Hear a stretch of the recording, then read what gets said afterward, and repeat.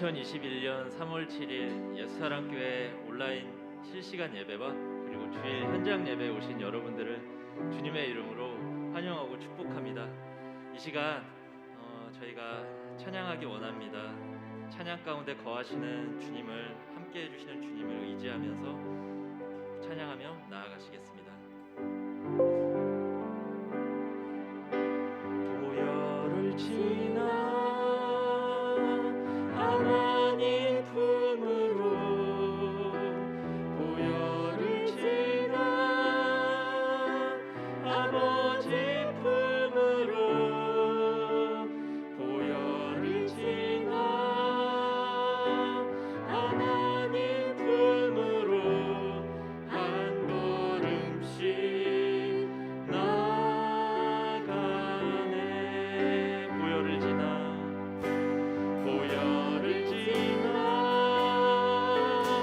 하나님 품으로, 보혈을 지나 아버지 품으로, 보혈을 지나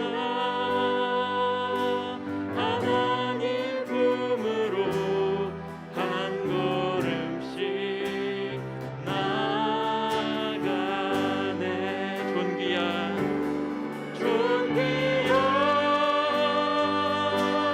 주 보혈이 내 영을 새롭게 하시네. 존귀한 주 보혈이 내 영을 새롭게 하네. 다시 한번 보혈을 지나, 보혈을 지나 하나님 품으로, 보혈을 지나 아버지 품으로, 보혈을 지나 하나님 품으로 한 걸음씩 나가네. 존귀한 주 보혈이, 존귀한 주 보혈이 내 영을 새롭게 하시네. 존귀한 주 보혈이 내 영을 새롭게 하네. 존귀한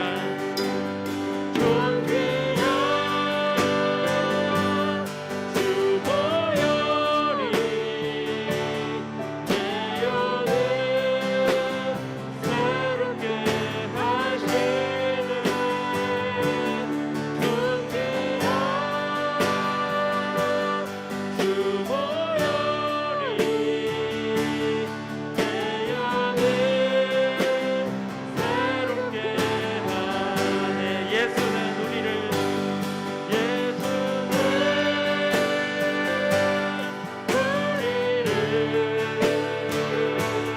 깨끗게 하시는 주시니,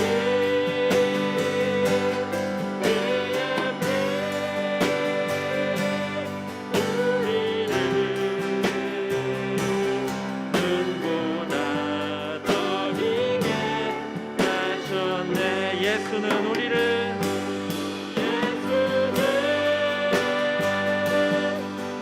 우리를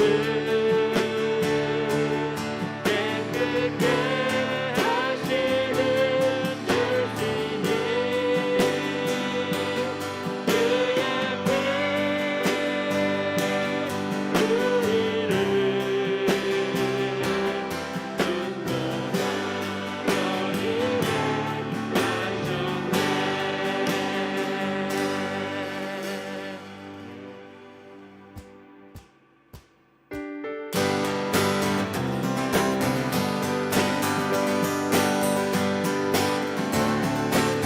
전 찾는 주님의 사랑과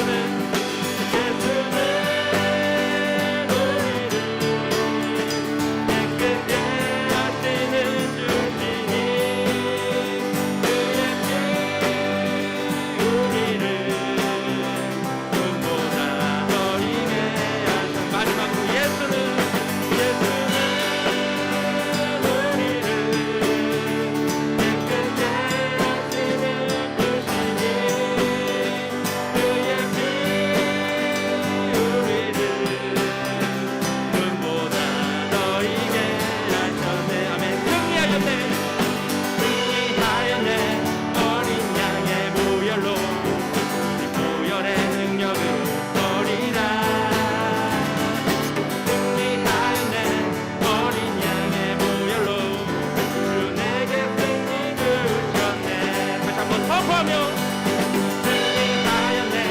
어린 양의 보혈로 우리 보혈의 능력은 떠리라. 승리하였네. 어린 양의 보혈로 주 내게 승리 주셨네. 우리 믿음으로 선포하며 승리하였네. 어린 양의 보혈로 우리 보혈의 능력은 떠리라. 승리하였네. 어린 양의 보혈로 주 내게 승리 주.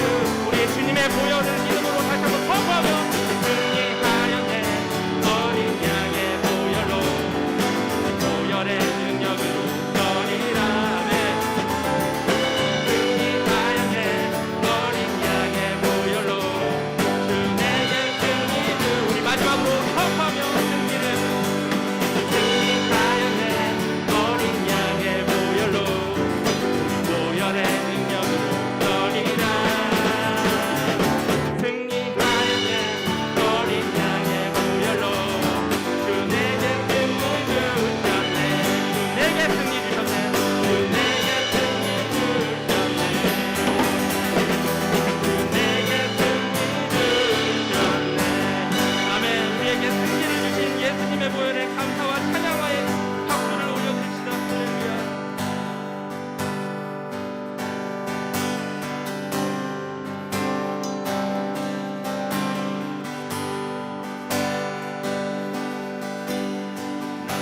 주님의 기쁨 되기 원하네. 내 마음을 새롭게 하소서. 새 무대가 되게 하여 주사. 주님의 빛 비추게 하소서.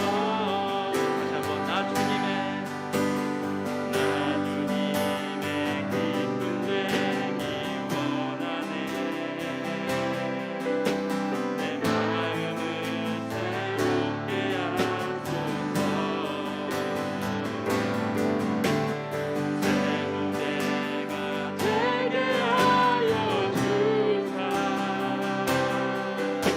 주님의 빛 비추게 하소서. 내가 원하는 한 가지 주님의 기쁨이 되는 것. 내가 원하는 한 가지 주님의 기쁨이 되는 것. 시간 말씀을 하나 선포하며 나아가시겠습니다. 히브리서 11장 6절 말씀인데요. 믿음이 없이는 하나님을 기쁘시게 하지 못하나니 하나님께 나아가는 자는 반드시 그가 계신 것과 또한 그가 자기를 찾는 자들에게 상 주시는 이심을 믿어야 할지니라. 아멘. 믿음에 대한 말씀인데요. 저희가 지금 이 찬양 가사의 고백처럼 더욱더 믿음으로 나아가기 원합니다. 저희를 위해 십자가에서 죽기까지 순종하심으로 사랑하시며 피 흘리신 예수 그리스도의 보혈을 의지하며 믿음으로 나아가는 기쁨의 예배가 될 수 있도록 이 시간 다 함께 이 말씀과 찬양의 가사를 붙잡고 기도하며 나아가시겠습니다. 기도하시겠습니다.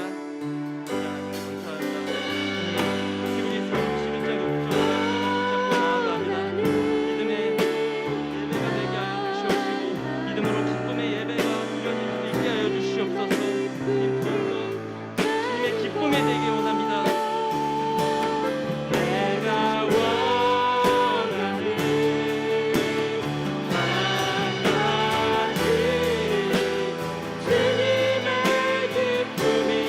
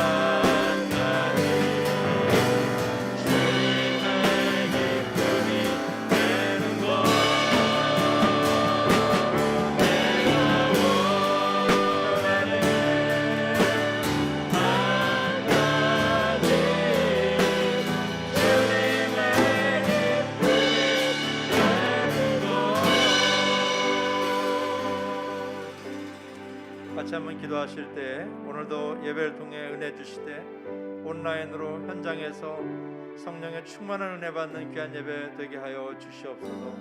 벌써 3월입니다. 은혜에서 뒤떨어지는 자 한 사람도 없게 하시고 오늘도 말씀을 통해 하늘의 은혜를 또 찬양과 기도를 통해 하늘의 은사를 맛보는 예배 되게 하옵소서. 다 같이 통성으로 기도하겠습니다. 다 같이 기도하시겠습니다. 감사합니다. 오늘 인제는 나와 예배가 감사합니다. 하늘의 은혜가 충만하게 하시고 나와 예배하는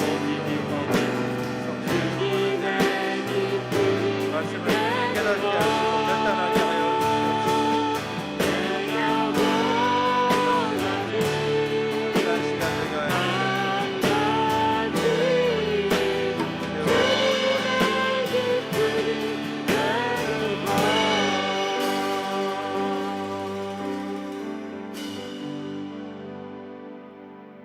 같이 우리의 신앙을 사도신경으로 함께 고백하겠습니다.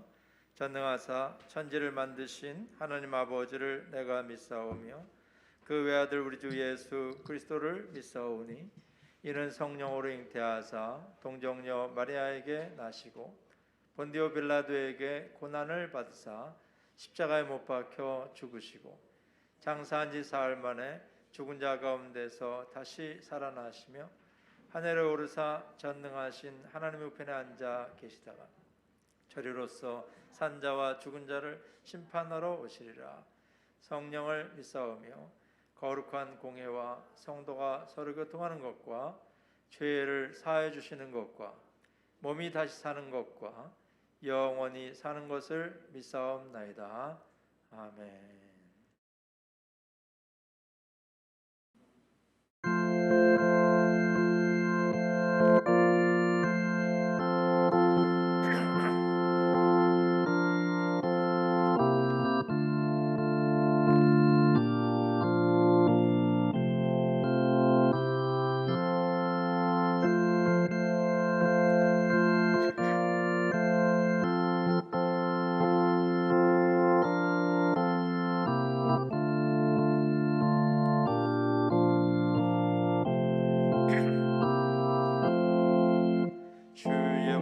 확실한 약속의 말씀 듣고 주만 믿으면 구원을 얻으리라. 할렐루야 할렐루야 내가 예수를 믿어 그의 흘리신 피로 죄 씻었네. 할렐루야 할렐루야 내가 예수를 믿어 그의 흘리신 피로 내 죄 씻었네. 나의 갈 길이 험하고 위험하나 항상 예수의 도우심 믿고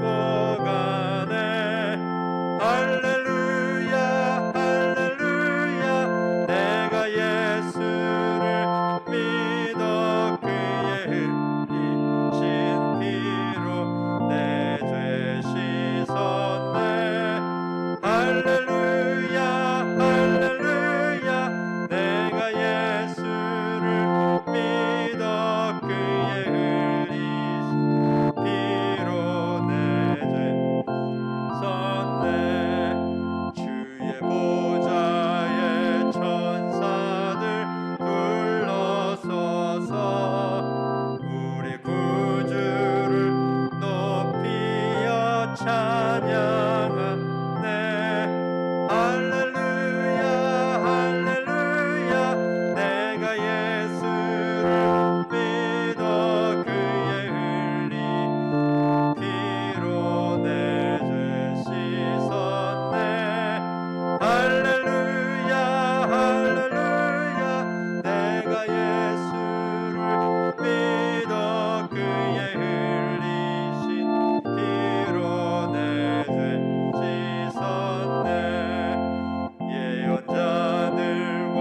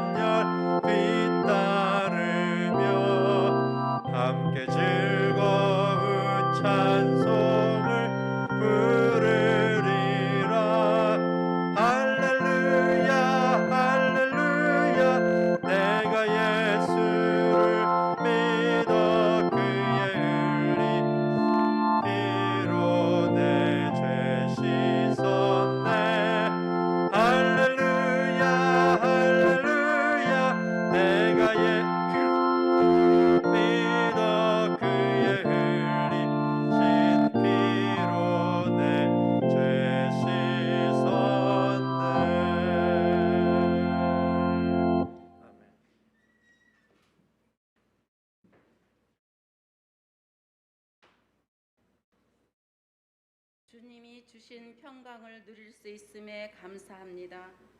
우리의 발걸음을 주님께 향하기만 해도 달려와 안아주시는 경험을 하며 감사합니다. 말씀으로 알려주신 하나님의 은혜가 무엇인지 깨달아 알아가게 하심 또한 무한 감사합니다.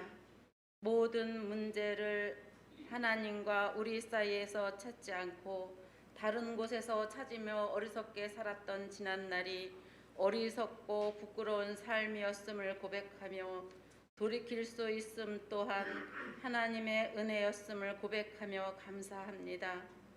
감사의 열매가 주렁주렁 달렸는데도 세상의 허한 것을 바라보며 끝없이 목마른 것에 도전하는 어리석음을 떠나 주님과 동행함을 감사합니다.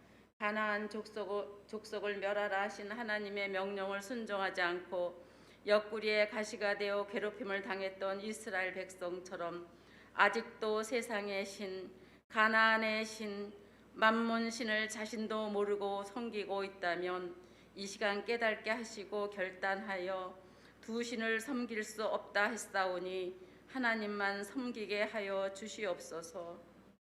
듣기는 많이 들어도 마음에 새기고 행하지 않는 어리석음을 용서하시고 매일매일 주님과 교통하며 하나님 한 분만으로 만족하며 평안한 삶을 누리며 나누는 삶까지 이루는 저희들 되게 하여 주시옵소서. 우리 영혼이 잘됨 같이 우리가 범사에 잘되고 강건하기를 간구합니다. 예수사랑교회 지체들 모두 세상의 모든 유혹을 물리치신 예수님을 본받아 세상을 다스리게 하여 주시옵소서. 사순절을 지내고 있는 저희들 주님이 이 땅에 왜 오셔서 십자가를 지셨는지 묵상하며 십자가의 고통을 통해 부활의 삶을 주셨음을 감사하며 승리의 삶을 끝까지 누릴 수 있기를 간절히 간구합니다. 세상에 짐지고 아직도 힘겨워하는 지체들 있습니까? 주님께 온전히 맡길 수 있는 믿음 주셔서 주님께 드리고 홀가분하게 달려가며 주님을 찬양하며 이웃에게 전하는 삶 되게 하여 주시옵소서. 저희들 하나님께서 원하시는 진짜 회복이 무엇인지 각자 깨닫게 하시고 세상에 전하는 저희들 되게 하여 주시옵소서. 이 나라와 교회를 주님의 통치 아래 질서를 세워주시고 하나님을 경외하는 자들이 다스리게 하여 주시옵소서. 예배를 위해 애쓰는 지체들 심령이 항상 충만하게 하셔서 경배와 찬양의 삶이 일상이 되게 하시고 감사가 넘치는 축복의 열매의 맛을 풍성하게 누리게 하여 주시옵소서.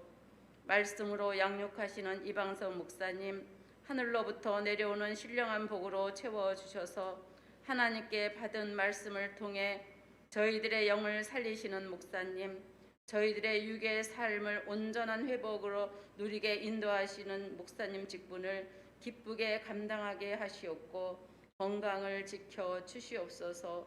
이 모든 간구 예수 그리스도의 이름으로 기도합니다. 아멘.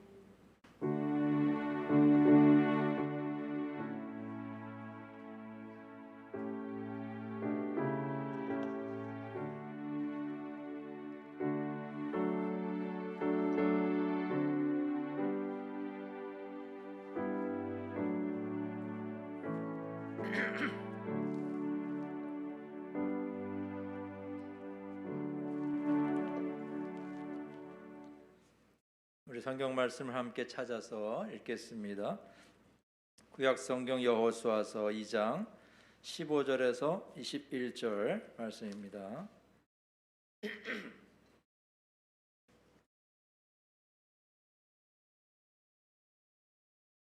여호수아서 2장 15절에서 21절까지의 말씀을 찾아서 저와 한 절씩 번갈아 가며 읽도록 하겠습니다. 15절 제가 먼저 읽습니다. 라합이 그들을 창문에서 줄로 달아내리니 그의 집이 성벽 위에 있으므로 그가 성벽 위에 거주하였음이라. 라합이 그들에게 이르되 두렵건대 내 사람들이 너희와 마주칠까 하노니 너희는 산으로 가서 거기서 사흘 동안 숨어 있다가 뒤쫓는 자들이 돌아간 후에 너희의 길을 갈지니라. 그 사람들이 그에게 이르되 내가 우리에게 사약하게 한 이 맹세에 대하여 우리가 허물이 없게 하리니 우리가 이 땅에 들어올 때에 우리를 달아내린 창문에 이 붉은 줄을 매고 내 부모와 형제와 내 아버지의 가족을 다 내 집에 모으라. 누구든지 내 집 문을 나가서 거리로 가면 그의 피가 그의 머리로 돌아갈 것이요 우리는 허물이 없으리라. 그러나 누구든지 너와 함께 집에 있는 자에게 손을 대면 그의 피는 우리의 머리로 돌아오려니와 내가 우리의 이 일을 누설하면 내가 우리에게 사약하게 한 맹세에 대하여 우리에게 허물이 없으리라 하니 함께 읽습니다. 라합이 이르되 너희의 말대로 할 것이라 하고 그들을 보내어 가게 하고 붉은 줄을 창문에 매니라. 아멘. 지금도 온라인으로 들어오셔서 예배하시는 우리 성도님들 환영하고 오늘 또 현장 예배당에 오셔서 여전히 은혜를 사모하며 예배하시는 우리 모든 성도님들 환영하고 축복합니다. 신명기를 지나서 여호수아에 다다랐는데요. 여호수아서에 나오는 첫 번째 이야기가 뭡니까? 이스라엘이 이제 광야 40년 생활을 마치고 요단강을 건너서 가나안 땅에 들어갔는데 들어가서 제일 먼저 만나게 된 성이 바로 여리고 성이었습니다. 고고학자들의 발굴에 의하면 성의 바깥 두께가 1.8m 이상 되고 높이가 9m가 넘는 난공불락의 아주 대단한 요새였던 성이 바로 여리고 성이고 철저한 방위 태세가 있어서 이스라엘이 점령하기가 어려운 성이었다고 알려져 있는 성이 여리고 성이죠. CBS에 보니까 여리고성 그 성지순례를 보면서 우리 예전에 우리 교회 와서 그 간증도 하고 이렇게 시간을 이끌었던 김선정 자매라고 개그우먼이 있는데 그 자매가 이렇게 출연한 방송 중에 여리고성에 대한 그 동영상이 있더라고요. 그래서 제가 오늘 여러분들에게 잠시 보여드릴 텐데 마치 우리가 이스라엘에 간 것처럼 이렇게 마음을 가지시고 여리고성이 지금 현재 어떤 상태인지 한번 보시기를 바라겠습니다.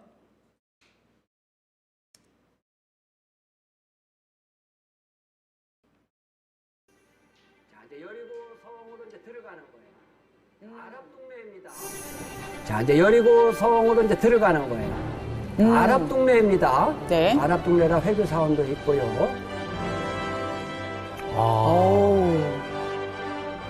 저기 이제 여리고 평지예요. 와. 자, 저거는 이제 관광지네요. 저 위에서 보면 그 여리고가 한눈에 딱 보이는 거예요. 네. 곤돌라인데 곤돌라를 타고 가다 보면 그 여리고 평지가 쫙 한눈에 보이고 평지 바로 앞에 그 구약의 여리고가 있어요. 그러니까 여리고는 마을이 아니고 성이에요. 그러니까 여리고 성이 있고 주위에 평지가 있어요. 그 구분을 화면을 통해서 보면은 저 위에 화면을 통해서 보면 네. 저 지금 저기 나오는 부분 구약 여리고. 부분이 구약의 여리고예요. 자, 보이죠 언덕이? 네네네네. 언덕이 싹 보이고 뒤는 이제 평지고. 자, 그래서 그렇게 볼 수가 있고 일단은 화면으로 봐야 이해가 돼요. 그러네요. 자, 그 다음에 뒤편이 유대 광야의 시험산이에요. 네. 높은 산맥이 저렇게 있어요. 여리고가 얼마나 견고한 성인지 네. 우리 좀 자세히 보면 이해를 하기가 쉽습니다. 그리고 저기가 지금 여리고 성벽 부분이에요. 보이죠? 네. 성벽 부분인데 여리고는 이중 성벽이고 네. 저게 층이에요. 시루떡처럼 돼 있어요. 지층이에요, 지층. 시루떡처럼. 저거 시루떡 하나 생기려면은 뭐 몇백 년 가지고도 잘 안 되니까 층이 계속 있다는 얘기는 여리고가 오래됐다, 안 네. 오래됐다. 상당히 오래됐다. 오래됐다는 거예요. 자, 그래서 이제 성벽 부분을 보고 있고 성벽의 저 망대를 우리가 볼 수가 있어요. 네. 망대 부분, 저기 부분이, 저 둥그렇게 된 거 있죠? 네. 이중삼각 사이에 저게 이제 원형으로 돌을 싸서 망대를 만들어 놨어요. 저 높이를 한번 보세요. 와우. 사람이 서도 몇 길 굉장히. 네. 아마 제가 볼 때는 보이는 것만으로도 한 우리 2층 높이 좀. 근데도 뭐 더 메꿔졌거든요. 네. 이렇게 망대의 모습을 저렇게 볼 수 있어요. 우리가 지금 생각하면 에이, 별거 아니네. 그렇게 생각할 수가 있잖아요. 네. 뭐 저 정도 돌이야 뭐 큰 돌로 싼 것도 아니고. 예. 자, 문제는 어느 때의 망대냐는 거예요. 아까 지층 봤죠? 네. 어느 때죠? 어느 때냐면 아브라함이 이제 기원전 2000년이고 출애굽이 15세기설, 13세기설이 있는데 15세기면 기원전 1500년이니까 출애굽 당시에는 3500년 전인데 저거는 그것보다도 배도 더 기원전 7000년이에요. 그럼 지금으로부터 몇 년 전이요? 기원전 7000년이에요. 그럼 지금으로부터 몇 년 전이요? 오래전이요. 오래전이요. 롱롱 타임. 2000년에 하면 9000년이잖아. 9,000년. 그러니까 거의 단군 할아버지가 2번 오시기 전. 아이고야. 그때에 저렇게 견고한 성을 쌓았고 야. 이스라엘 백성들이 그러니까 9,000년 전이고 이스라엘 백성들이 들어갈 때는 3,500년 전이니까 이 몇 년 전입니까? 계산 잘하는 5,500년 더 지났잖아요. 성 쌓고. 그래서 얼마나 견고한. 아니 근데 그걸 보려. 결과적으로는 여리고를 이스라엘 백성이 함락시켰잖아요. 그렇죠. 어떻게? 우리 그걸 한번 생각을 해보려고요. 여기서요. 예. 도저히 무너뜨릴 수 없는데 무너뜨렸다. 이거 네. 르비딤 생각 안 나요? 르비딤 생각. 도저히 이길 수 없는 지형인데 이겼다. 네. 여리고도 역시 마찬가지예요. 저렇게 그래서 하나님이 너희들 방법과 전략으로는 안 되니 내 방법대로 내가 짜주는 전략대로 해라. 네. 그렇게 말씀하셨는데 네. 그것은 우리가 다 잘 알잖아요. 네. 주일학교 때도 안 일곱 하니까 그 바퀴 방법이 도는 거. 뭡니까? 여리고성을 일곱 일곱 바퀴 바퀴 도는 돌고 거. 함성을 외쳐라. 네. 하루에 네. 한 바퀴씩 돌고 네. 마지막에는 7바퀴를 돌아라. 이게 이해가 안 되는 방법이잖아요. 네. 네. 왜 그렇게 자, 해야 여기서는 이제 무너질지. 우리가 우리 계산을 잘하는 은규 씨가 상당히 자, 머리 들어가고 있습니다. 네. 그건 계산을 잘해야 은혜가 돼요. 어. 계산을 잘해야 됩니다. 네. 그래서 우리 아까 동영상 봤잖아요. 네. 그거를 좀 입체적으로 쉽게 이해하기 위해서 네.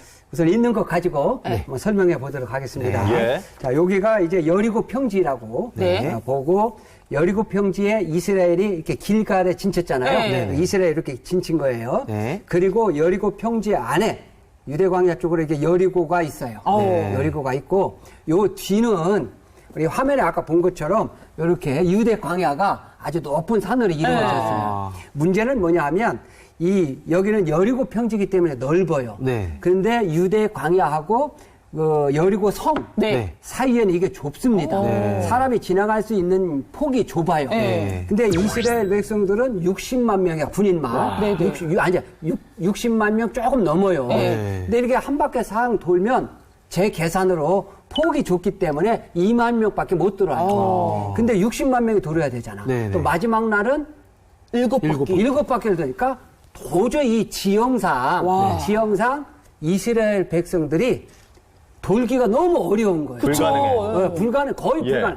그러니까 하루 도는 거는 가능한데 마지막 날 7바퀴 도는 거는 너무 불가능한 거예요. 근데 근데 불가능한 걸 하라고 하신 거죠? 그거 하나님이 하라는 거예요. 그러니까 그렇게 이해가 안 되는 일을 하라고 했을 때에 예. 이스라엘 백성은 그대로 했단 말이에요. 이스라엘 백성은 그대로 했단 말이에요. 특히 마지막 날 일곱 바퀴를 돌아야 돼요. 420만 명이 이게 하루 돌아야 종일 돌았겠네요. 예. 그렇죠. 밤낮으로 돌아야 되죠. 야.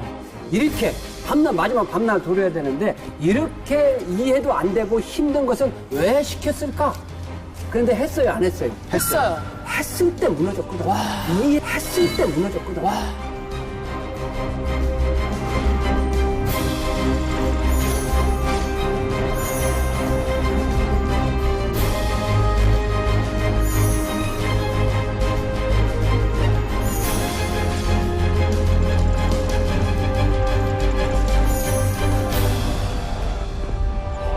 여호수아 성을 쳤네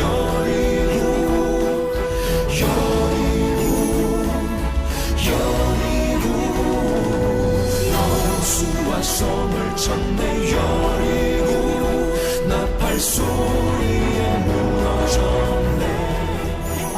이해가 안 되는 것을 했을 때 무엇이 그들로 하여금 이해도 안 되는데 하나님의 말씀대로 순종하게 했을까? 광야를 그렇지. 지나온 광야가 이렇게 세대니까. 만들었다는 거야. 오늘 이 대단한의 마귀의 결론은 여기 있어요. 대단한의 막. 이 광야가 가져다는 훈련이에요. 광야에 있었기에 그들은 이해가 안 되도 했을 때 무너지는 역사가 일어났던 거예요. 예. 불 켜주시고, 여리고가 1000년 전에 지어진 아주 세계 최고 오래된 성이다, 이런 그 고고학적인 발굴도 있고요. 아까 우리 영상에서 봤던 망대 흔적도 있고, 이런 성지순례를 해보면 성경 말씀이 이제 입체적으로 이렇게 느껴지게 되고 발견이 되어지는데, 이 견고한 여리고성의 바깥쪽에 라합이 살고 있었다는 거죠. 이 기생 라합이라고 그렇게 표현을 하고 있습니다만은, 초대교회 시대의 유명한 역사가인 요세푸스는 이 기생 라합이라는 것에 대해서 이렇게 여관주인이다, 이렇게도 표현합니다. 바깥성에 살면서 많은 순례자들과 사람들을 접대하는 여관주인이었지 않겠느냐, 이렇게 요세푸스라는 역사가가 말을 하는데요. 음식과 술을 팔면서 외부로부터 가장 먼저 정보를 접할 수 있었던 여인이 이 라합이었는데, 기생이다라는 의미로 약간 좀 타락하고 천박한 느낌이 들긴 합니다만은, 여관주인의 입장에서 봤을 때 아마 여러 가지 부정적인 일도 했기 때문에 그런 이름을 붙이지 않았을까, 이렇게 이야기를 합니다. 중요한 건 뭐냐?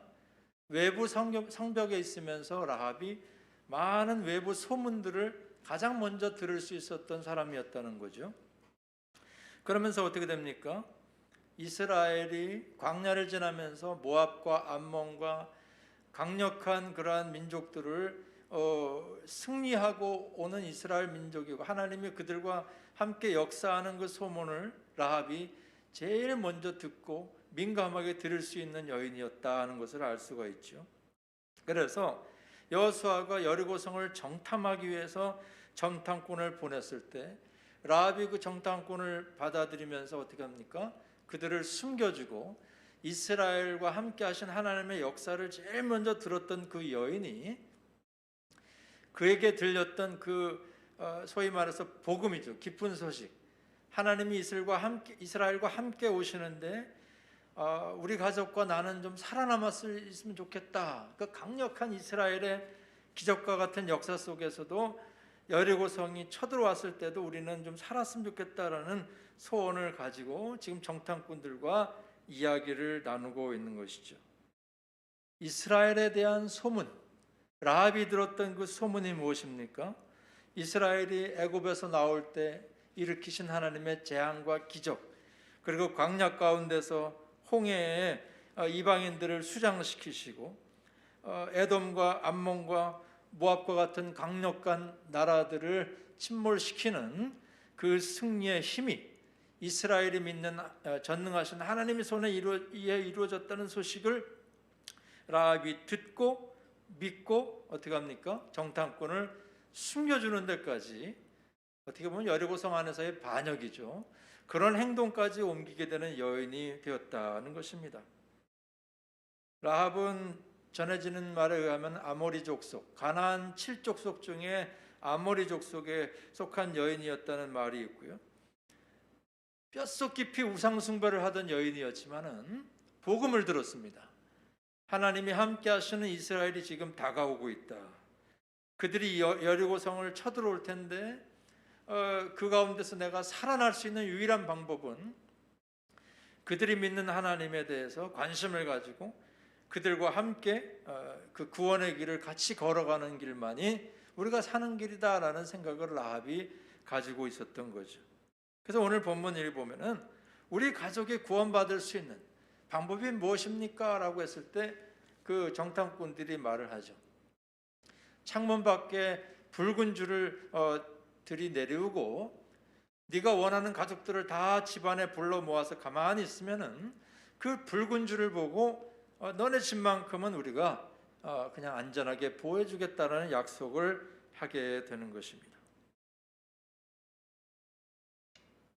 왜 하필 붉은 줄인가? 오늘 15절에서 18절에 보면은 라합이 붉은 줄을 창문에 매달았다라고 이렇게 표현을 하는데요.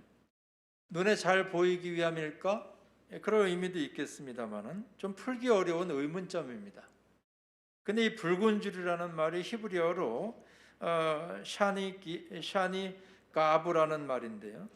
이 샤니라는 말의 원래 뜻이 피라는 의미가 있고, 이 줄이라는 가브라는 말에는 소망이다, 약속이라는 의미가 담겨져 있습니다. 그래서 어떤 학자는 말하기를 이 붉은 줄은 이중적인 의미를 가지면서 피로 이루어진 약속, 피로 이루어진 소망, 그러니까 그 줄을 내어달았을 때 라합의 가정이 구원을 받을 수 있었다라는 의미가 담긴 아주 중요한 표징이 붉은 줄이라고 영적인 의미를 해석을 하기도 합니다. 붉은 줄이라는 표현이 성경에 한 3곳 정도 나오면서 중요한 의미를 갖게 되는데요. 레위기 14장 2절 이하에 보면은 나병 환자의 그 규례 율법이 나오는데, 거기 보면 나병 환자, 뭐 한센병이라고도 얘기하지만 옛날에 나병이 한센병과 동일하냐 하는 것은 뭐 논란이 많이 있습니다만 어쨌든 그런 종류의 질병이죠. 나병에 든 사람들이 치유를 받았을 때 어떻게 하느냐? 홍색실을 가져와서 제사장에게 보여주라, 이런 내용이 나와요. 성경에 다른 병들이 많이 나오는 질병이 많이 나오지만은 유일하게 의사가 아니라 제사장에게 보여주는 병이 나병입니다. 제사장이 진단을 하고 제사장이 너가 이제 낫다라고 선포할 수 있는 유일한 병이 나병이에요, 성경에. 근데 나병의 특징이 뭐냐? 감각이 없는 거잖아요.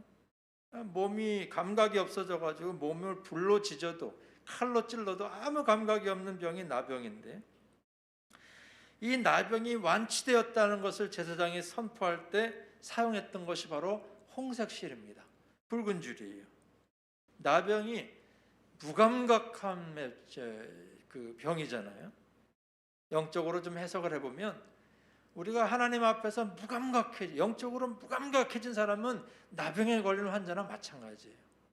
신앙생활하면서 이게 은혜인지 은혜 아닌지도 모르고 뭐 관심도 없고 하나님의 은혜에 대해서 전혀 무감각한 사람들은요, 나병 환자나 마찬가지거든요. 근데 만약 그 사람들이 은혜 안에서 치유가 돼가지고 나 이제 나았다라고 했을 때 누가 진단해 준다고요? 제사장이 진단을 해주는 거예요. 영적인 의미가 담겨져 있는 겁니다. 영적으로 죽었던 자가 살아났을 때 그것을 진단하는 중요한 표징이 붉은 줄이었어요. 붉은 줄. 두 번째 예가 출애굽기 28장에 나오는데, 이 28장에 나오는 이 구절은 뭐냐면 제사장의 옷을 만들 때 들어가는 줄이 바로 붉은 줄입니다. 홍색 실과 가늘고 배실 이런 것들을 가지고 제사장의 옷을 이렇게 만들어라라는 내용이 나오는데, 여러분들 제사장이 뭐 하는 사람입니까? 사람들의 죄와 하나님과의 관계를 회복시켜주는 사람이 제사장입니다. 사람들의 죄를 대신해서 하나님께 용서를 구하는 사람이 제사장이죠. 여러분들 이 중간자 역할을 잘하고 죄 사함과 구원의 역할에 다리 역할을 하는 사람이 제사장인데, 그 제사장의 대표가 누구십니까? 예수 그리스도시죠. 예수 그리스도가 구약의 오고 오는 모든 제사장들의 대표가 되시고 완성이 되셨죠. 대제사장으로서의 예수님, 그죠? 근데 예수님이 어떤 옷을 입었더랬어요? 마태복음 27장 28절에 보면은 그의 옷을 벗기고 홍포를 입히며 가시관을 엮고 그 머리에 씌우고, 여러분들 십자가상에 달린 예수님을 조롱하기 위해서 옆에 이방인들과 다른 군병들이 예수님을 조롱하기 위해서 붉은 옷을 입혔는데, 아이러니하게도 그들의 그 행위가 뭘 나타내요? 예수님이 진짜 제사장임을 나타내는 거예요. 이게 참 아이러니하죠. 이게 성경이에요. 이게 하나님 말씀이에요. 세상은 우리를 비아냥거리고 말이죠. 예수님 믿는, 하나님 믿는 것에 대해서 굉장히 우습게 여기고 한창케 여기고 우리를 조롱하지만 그 조롱하는 모든 행동과 말들이요, 놀랍게도 하나님의 의미를 드러내고 구원의 역사에 디딤돌이 되고 단계가 되는 것을 세상 사람들은 모르죠. 우리는 이런 말씀 통해서 깨달으면서 그래, 우리에게 침 뱉으려면 침 뱉어라, 나에게 홍포를 입히려면 홍포를 입혀라, 우리는 그렇게 말할 수 있는 거예요. 왜냐하면 그런 모든 것들이 뭘 드러내요? 하나님의 역사를 드러내는 것이 있어요. 오늘도 예수님에게 입혔던 조롱의 그 옷이 뭘 상징합니까? 예수님이 진짜 제사장임을 상징하는 아이러니한 현상을 나타내주고 있는 거예요. 붉은 줄, 붉은 줄로 옷으로 만든 그 옷은 하나님과 인간 사이를 중재하시고 죄사함과 구원의 길을 가져다 오는 중요한 의미가 담겨져 있는 것입니다. 또 홍색실이 나오는 중요한 구절이 또 있죠. 출애굽기 26장 1절에 보면 성막을 만들 때 또 이 홍색실을 사용합니다. 성막이 뭐죠? 하나님의 임재하는 곳이었어요. 광야에서. 이 성막은 나중에 성전으로 발전하게 되고, 그 성전은 예수님의 몸으로 발전하게 되고, 그 예수님의 몸은 뭡니까? 우리 모두가 다 하나님의 성전이다라는 말씀을 하시면서 우리 모두가 하나님이 임재하시는 곳이라고 이 개념이 점점 발전하게 되고, 또는 우리가 드리는 이 예배당과 구별한 거룩한 곳이 구약에 나오는 성막의 발전적인 개념을 갖고 있는 것이 바로 이 예배당이죠. 예배당의 특징이 뭐죠? 아까 말씀드린 대로 하나님의 임재하시는 곳이고 예배하는 곳인데, 이 하나님의 임재, 신약 시대의 신약 시대의 예배당의 가장 핵심이 뭐냐? 예수 그리스도의 보혈입니다. 우리가 드리는 예배 가운데, 이 예배당 가운데 예수님의 피의 의미가 깃들어져 있지 않다면 우리는 예배가 의미가 없고 우리의 구원의 찬양, 우리의 모든 것이 의미가 없는 것이죠. 성막을 붉은 줄로 이렇게 기어서 그것을 만들었다라는 것은 이런 영적인 의미가 다 이렇게 상통될 수 있다고 말씀드릴 수가 있는 것이죠. 붉은 줄을 창밖에 매달아라라는 이상한 약속을 정탐꾼들과 라합이 한 그 내용을 보면은 굉장히 오래된 사건이지만 그 속에 하나님의 구원의 역사가 담겨 있는 것을 보게 됩니다. 붉은 줄을 밖에 매달은 라합의 가정이 결국 결과가 어떻게 됐습니까? 여호수아 6장 25절 같이 한번 읽어보세요. 시작. 여호수아가 기생 라합과 그의 아버지의 가족과 그에게 속한 모든 것을 살렸으므로 그가 오늘까지 이스라엘 중에 거주하였으니 이는 여호수아가 여리고를 탐탐하려고 보낸 사자들을 숨겼음이었더라. 아멘. 그가 오늘까지 이스라엘 중에 거주하였으니 이게 뭡니까? 살아났다는 거예요. 구원받았다는 거예요. 그가 오늘까지, 이런 표현은 오고 오는 모든 믿음의 세대까지 다 거스르는 표현이라고 볼 수도 있어요. 밖에다가 붉은 줄을 매달았던 라합과 그의 가족들은 살아날 수 있었고 지금까지 현존했다. 이게 뭡니까? 예수님의 십자가의 보혈을 믿고 그 보혈을 자기 인생의 창밖 바깥에다가 내놓을 수 있는 사람은 지금 오늘까지 하나님이 말씀하시는 영원한 삶 속에서 구원의 은혜를 얻게 된다는 것을 여기서 상징적으로 보여주고 있는 것입니다. 이 라합이라는 여인은 나중에 이스라엘의 유다 지파의 살몬이라는 사람과 결혼을 하게 됩니다. 전해오는 전설에 의하면 그 살몬이 그 여리고성 정탐꾼 두 사람 중에 한 사람이었다, 뭐 이런 말도 있어서 라합이 정탐꾼과 결혼했다는 말도 있지만 뭐 정확한 역사적인 근거는 없습니다. 뭐 어쨌든 간에 라합이 결국은 유대 지파 사람과 결혼을 하게 되고 어떻게 됩니까? 예수님의 놀라운 축복 가운데 들어가게 되는 겁니다. 마태복음 1장 1절 이하의 말씀 중에 5절과 6절 라함은 아미나답을 낳고 아미나답은 나손을 낳고 나손은 살몬을 낳고 살몬은 라합에게서 보아스를 낳고 보아스는 누색에서 오벳을 낳고 오벳은 이새를 낳고 그리고 이새에게서 누가 나옵니까? 다윗 왕이 나오죠. 여러분들 라합이 다윗 왕의 고조 할머니가 된 거예요. 예수 그리고 더 나아가서 예수님의 조상이 된 거예요. 저나 여러분들이나 정말 죄 많은 기생과 같은 라합의 인생을 우리가 살았습니다. 어쩌면 지금도 라합처럼 부정하고 문제가 많은 인생을 우리가 살고 있을지도 모릅니다. 그러나 예수님께서 일방적으로 나를 찾아오심으로 우리가 말씀합니다. 네 문 밖에다가 붉은 줄을 내달아라. 예수 그리스도의 보혈의 언약을 우리에게 맺으셨을 때 우리가 예수님의 그 혈통에 속하게 되는 것이죠. 왜 하필 붉은 줄인가?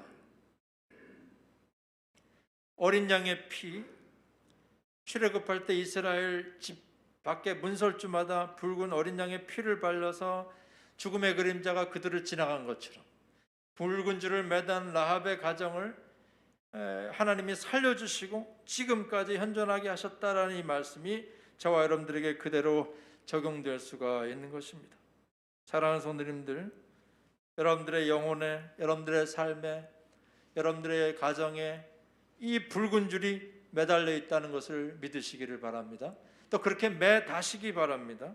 구원의 붉은 줄이 매달려 있는 것으로 또 중단하지 말고 우리 매 순간에 내 가정에도 붉은 줄을 매달고 내 사업장에도 붉은 줄을 매달고 내가 다니는 학교와 직장의 삶 속에서 붉은 줄을 매달 때에 여러분들의 삶은 생명이 있는 삶이 되는 것입니다. 사람들이 우리가 메고 있는 이 붉은 줄은 어떤 의미가 있는 것인지 잘 모를 거예요. 뭡니까? 예수님의 보혈의 약속을 믿고 그 약속을 근거로 살아가고 기도하고 생활하고 공부하고 직장 생활하고 사업을 해나가는 것. 이게 바로 내 삶의 붉은 줄을 메어 다는 것입니다. 우리가 어떻게 해서 의롭다함을 받았는가? 이 기생 라합의 그 원칙과 똑같습니다. 기생 라합이 이스라엘과 하나님에 대한 소문을 듣고 그 복음을 듣고 그 복음을 믿고 그 정탐꾼들과 약속을 맺으면서 붉은 줄을 내어 단 것처럼 그와 같은 방법을 따라 우리가 붉은 줄을 메어 달 때에 저나 여러분들이나 진짜로 살 수가 있는 것입니다. 라합이 하나님의 하신 일들을 듣고 나서 했던 일이 뭡니까? 첫 번째가 창밖에 붉은 줄을 달아내려야 했습니다. 이것은 예수님의 구속 사역을 받아들이는 것을 의미합니다. 붉은 줄을 창문에 매단다는 것은 공개적인 믿음의 표명입니다. 나는 예수님의 십자가를 믿는 사람이다. 나는 그 복음, 굿 뉴스를 받아들이고 예수님이 육신을 입으시고 이 땅에 오셔서 나를 위해 죽으신 것을 믿는 사람이다 하는 신앙의 고백이 붉은 줄을 밖에 매다는 공개적인 표명, 의사 표명인 것이죠. 그러므로 여기 계신 여러분들이 가지고 있는 모든 것에 붉은 줄을 매달아야 됩니다. 여러분들이 읽고 있는 책에도 매달아야 되고 여러분들이 보고 있는 TV에도 매달아야 되고 여러분들이 돌아다니는 사이버 공간에도 붉은 줄을 매달아야 됩니다. 가정의 모든 가구나 집안에 붙여놓는 그림이나 액자들에 붉은 줄이 걸려 있어야 됩니다. 이건 뭘 말하는 거예요? 내가 예수님의 보혈의 피를 믿는 사람이라는 것을 표명하는 거예요. 내 영혼을 위해서 십자가에 피 흘리신 예수님의 모습을 나는 잊지 않겠다라는 표시가 붉은 줄을 매다는 것이죠. 또 라합은 뭐 해야 됐어요? 가족들을 다 모아서 집에 머물게 하고 창문을 닫고 집안 사람들이 거리에 나가서 바깥 사람들과 섞이지 않게 해야 했습니다. 뭘 말하는 겁니까? 구속받은 사람, 구원받은 사람들이 세상으로부터 분별되어야 한다는 것을 의미하는 것입니다. 주님을 사랑하고 예수님의 보혈을 믿고 붉은 줄을 밖에다 매단 사람은 서양 사람들과 달라서 불의를 떠나야 하고 깨끗해야 하며 주님의 이름을 부르는 자들과 함께 믿음과 사랑과 화평을 쫓는 삶을 앞으로 살아나가야 됩니다. 이게 분별입니다. 구별된 삶인 것이죠. 세상과 함께 정죄당하지 않는 사람들의 삶의 특징은 이렇게 구별된 삶입니다. 분별되어 있는 삶, 뭔가 다른 삶을 살게 되는 거죠. 라합은 세 번째로 비밀을 누설하지 말아야 했습니다. 이건 뭘 말하는 겁니까? 끝까지 믿음을 지키는 것을 말해요.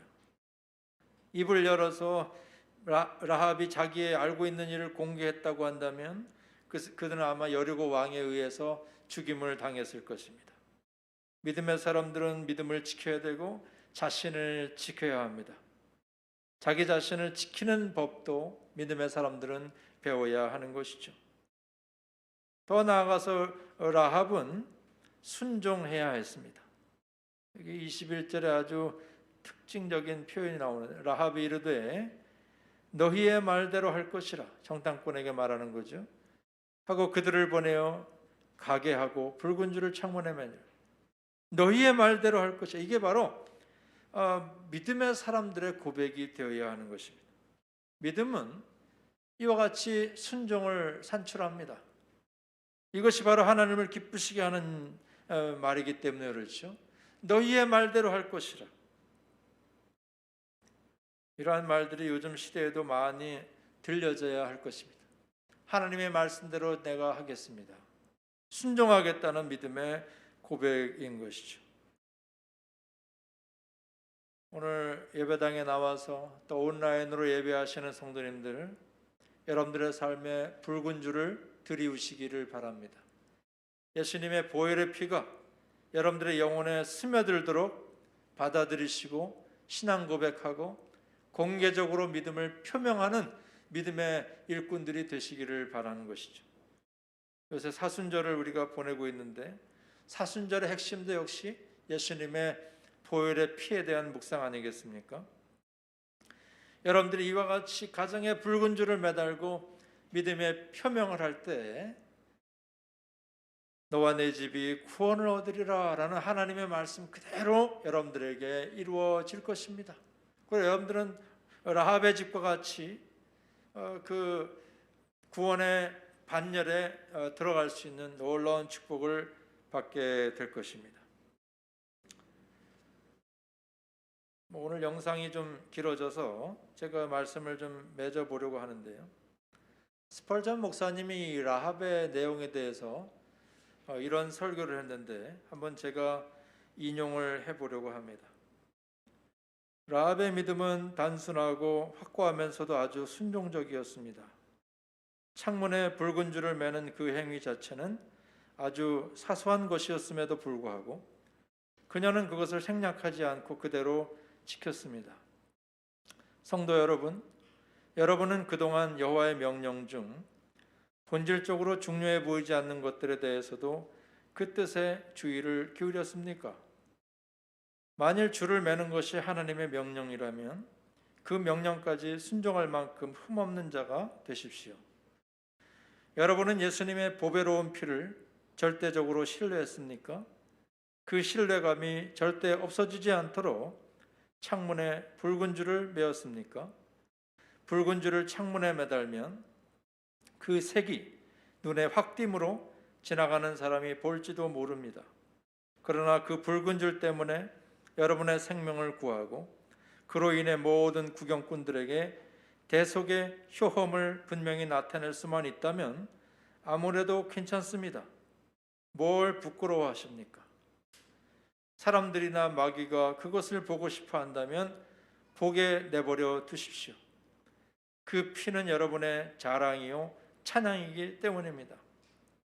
성도 여러분, 여러분의 믿음이 약해서 그것을 볼 수 없을 때조차 그 붉은 줄을 보시는 분이 계십니다. 우리의 원수를 갚으시는 여호와께서 그것을 보고 여러분을 넘어가실 것입니다. 이런 설교를 스펄전 목사님이 한 적이 있습니다. 사랑하는 성도님들, 여리고 성벽이 무너져 내리고 온통 난리가 있을 때에도 라합의 집은 성벽 위에 있었지만 끄떡 없었습니다. 마찬가지로 온 인류에게 멸망이 임하고 모든 인간들을 절망 가운데 다 눕혀진다 할지라도, 질병이 만연한다 할지라도 여러분들은 안전할 것입니다. 왜 그렇습니까? 여러분들은 붉은 줄을 밖에 매단 사람들이기 때문에 그렇습니다. 그리고 그 붉은 줄을 단단하게 매달고 나서 여러분들 평안히 쉬시기 바랍니다. 보혈의 줄 안에서 보호받을 수 있는 우리임을 믿어야 할 것입니다. 오늘도 이 라합의 믿음의 행동을 본받으며 이 험한 세상에서 복음이 무가치하게 엮여지는 이 상황 속에서도 예수님의 그 보혈의 능력을 붙잡고 담대하게 창밖에다가 붉은 줄을 매달 수 있는 믿음의 종들 되시기 바라고, 여러분들 삶의 구석구석에 예수님의 보혈의 피가 깃들어질 수 있도록 라합처럼 믿음으로 고백함으로 말미암아 놀라운 생명의 구원을 다 받으시는 저와 여러분들 다 되시기를 주님의 이름으로 축원합니다. 같이 한번 기도하겠습니다. 하나님 아버지, 오늘도 주님 앞에 나와서 예배하며 영광 돌리게 하시니 감사합니다. 오늘도 주의 음성을 듣고 하나님의 말씀을 듣고 또 결단하며 구원의 반열에 들기를 간절히 소망하는 주의 종들을 축복하시고 불쌍히 여기시며 이 세대 가운데 우리와 우리 집이 구원받는 은혜가 있을 수 있도록 도와주시옵소서. 오늘도 하나님의 음성을 듣고 예배하며 은혜를 사모하는 종들에게 남은 평생 동안 붉은 줄이 계속 매달아질 수 있는 구원의 은혜가 있을 수 있도록 주님 간섭해 주실 줄 믿고 감사하며 예수님 이름으로 기도하옵나이다. 아멘.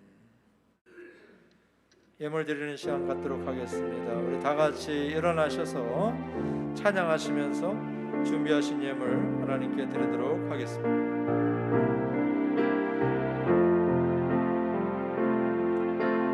사랑의 나눔 있는 곳에 하나님께서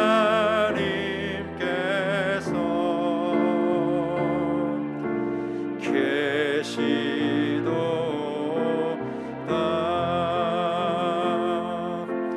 믿음의 헌신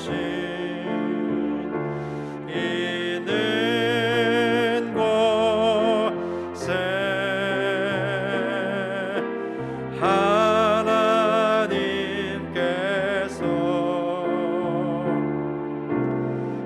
계시도다.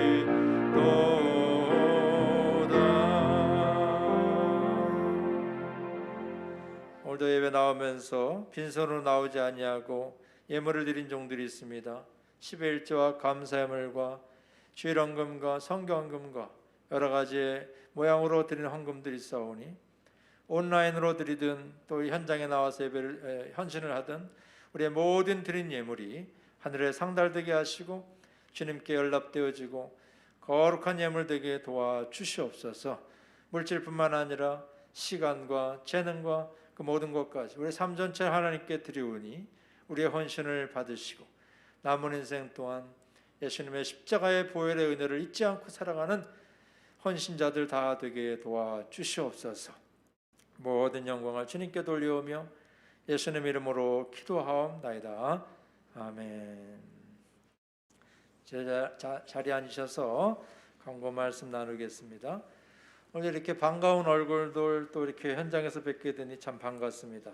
우리 주신 말씀 생각하며 앞뒤자 한번 인사하시겠습니다. 보혈의 능력으로 살아가시길 바랍니다. 보혈의 능력으로 덧입어서 살아가시는 여러분들 되시기를 바랍니다. 4월 3일까지 사순절을 묵상하며 십자가의 보혈에 대한 말씀들을 많이 나누게 될 텐데요. 또 성경 읽기도 계속하면서 은혜를 나누고자 합니다.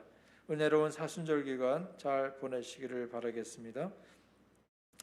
매주마다 제가 평신도를 위한 신학 강좌를 하나씩 올릴 계획을 갖고 있는데 이번 주에는 성경의 기록과 보존에 대한 내용을 링크해 드릴 겁니다.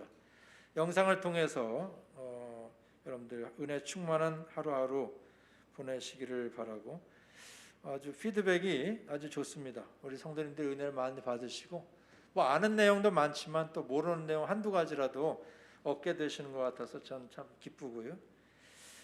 요즘에 제가 좀 더 깊이 이렇게 말씀도 연구하고 이런 강좌를 준비하고 그러다 보니까 오히려 더 일이 좀 많아지는데, 소위 말해서 인터넷 사역도 막 하고 이렇게 하려다 보니까 일이 많아지는데, 참 타이밍이라는 게요. 이 동서원로에서 또 어떤 그 인터넷에서 또 여러 가지 기술이 좋은 목사님이 강의를 하셔가지고 제가 동영상 제작하는 방법을 듣게 몇 주 동안 들으면서 제가 개인적으로 이제 혼자 동영상을 만들 수 있는 기술도 터득을 하고 여러 가지를 시스템을 구비해 가지고 이렇게 할 수 있는 어느 정도까지 됐어요.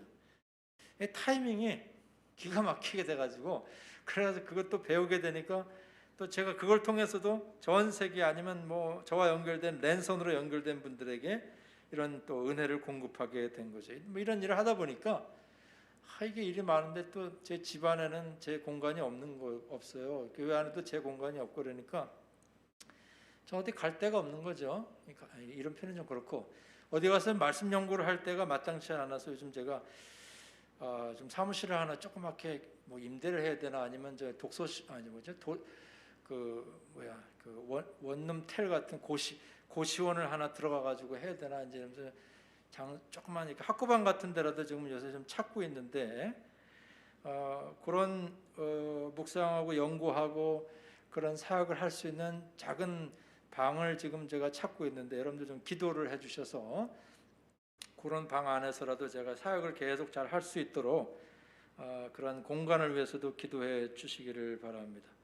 또 몇몇 집사님은 제가 개인적으로 사업하시는 분한테 좀 부탁을 했더니 이렇게 알아봐 주시고 합니다만은 뭐 아직 마땅한 데가 나오진 않았어요. 그래서 어쨌든 그런 공간이 있으면 제가 좀 더 연구하고 이 사역하는 데 도움이 될 것 같은데, 여러분들의 중보 기도를 부탁드리고, 혹시라도 그런 공간이라도 이렇게 내주실 수 있는 분, 임대하는 분이 있다면 또 저한테 연결해 주셔도 좋을 것 같습니다. 아무튼 그런 상황에 있습니다. 그리고 이번 달 마지막 주간이 고난 주간의 시작이고요. 다음 달 첫 주가 부활주일 이렇게 일정이 되는데, 사순절 기간 동안에 여러분들 더 코로나 시대지만은 더 말씀으로 은혜 충만한 하루하루 보내시는 여러분들 되시기를 바라겠습니다. 나머지 광고는 주보를 참고해 주시고요. 우리 한 번 더 좌우 옆에 인사하실까요? 반갑습니다. 환영합니다. 한번 인사하시겠는데, 제가 마지막으로 부를 이 찬양은 제가 20-30년 전 오래전에 불렀던 찬양인데, 갑자기 이번 주에 제 마음에 다가와가지고 우리 성도님들과 가르쳐드리고 같이 찬양하면 좋겠다는 생각을 했습니다.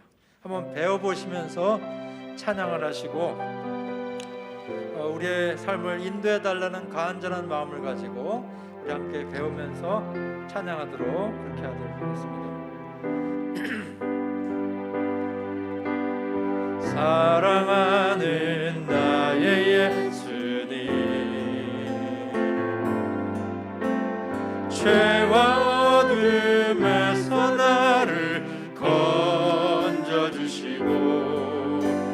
세상의 자랑과 정욕에서 나를 보호해 주소서. 한 번 더. 사랑하는 나의 예수님, 사랑하는 나의 예수님, 죄와 어둠에서 나를 건져주시고 세상의 자랑과 정욕에서 나를 보호해 주소서. 아멘. 나의 주님 인도하소서. 나의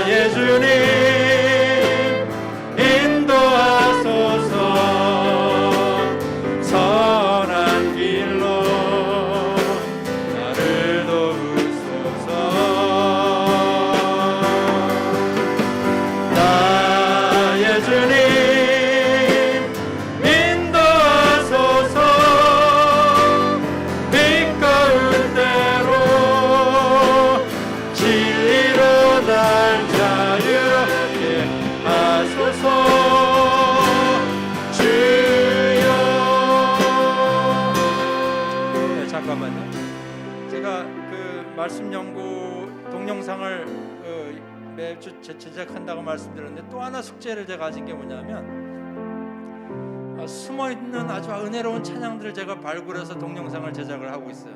그 동영상에는 제 그 손때가 묻은 오랜 찬양집이 있는데 그 찬양집 안에 보면 요새 잘 불리지 않는 은혜로운 찬양들이 있어요. 제가 20-30년 전에 은혜 받았던 거를 제가 동영상으로 제작하고 있는데 그 두 가지 숙제를 제가 지금 이렇게 하려고 합니다.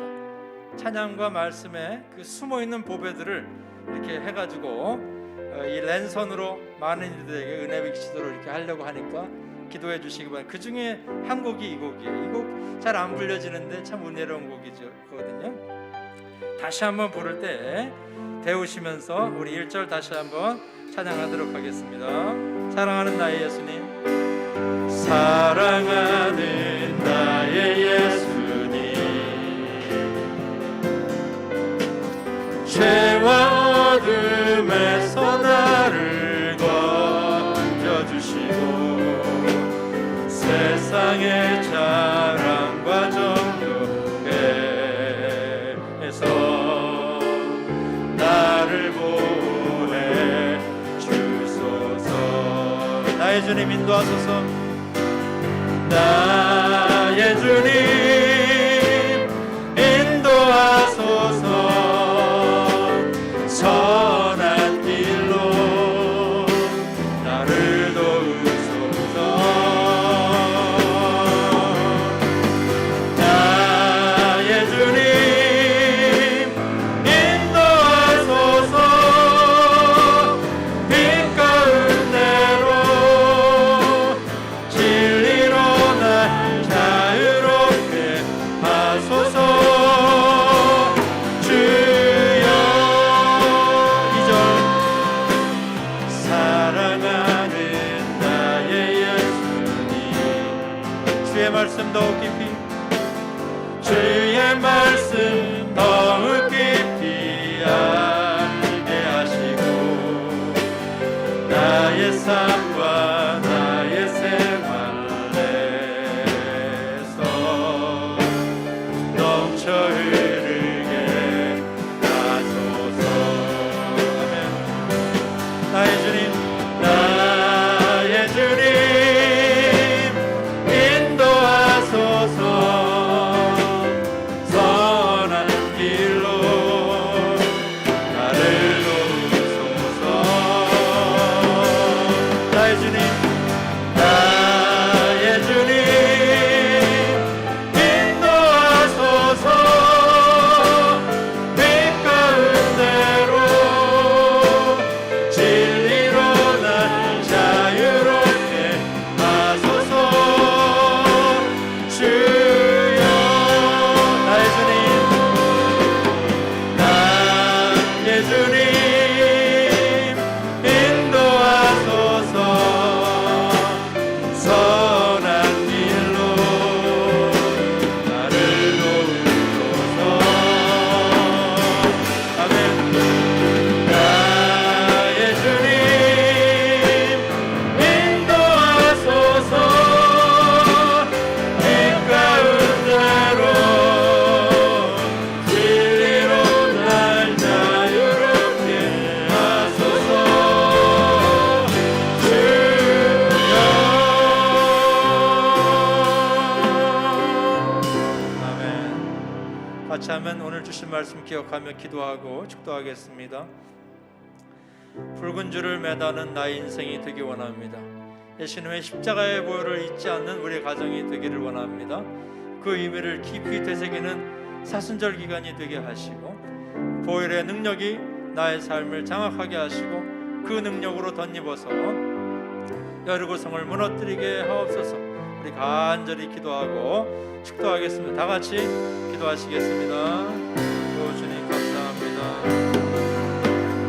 나의 주님, 오늘 주님 앞에 예배하고 말씀 듣고 영광 돌리는 축복하시고 은혜 주셔서 성령 충만한 삶 살게 하여 주시옵소서. 나의 주님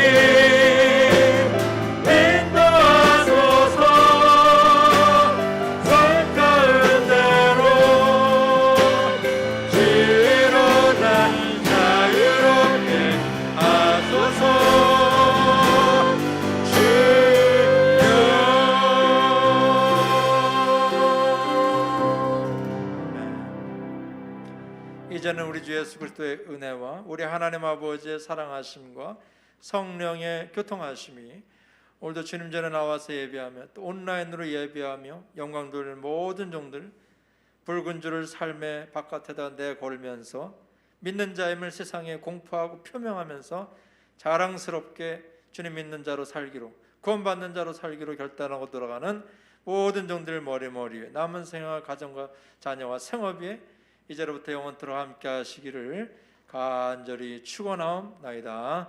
아멘.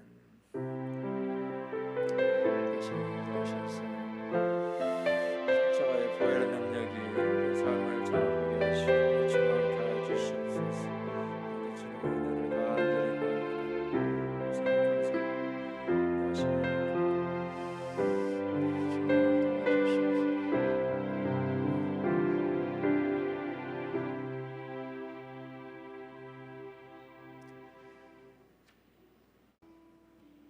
예배를 마쳤습니다. 우리 성도님들과 잠시 교제하시고 돌아가시기를 바랍니다.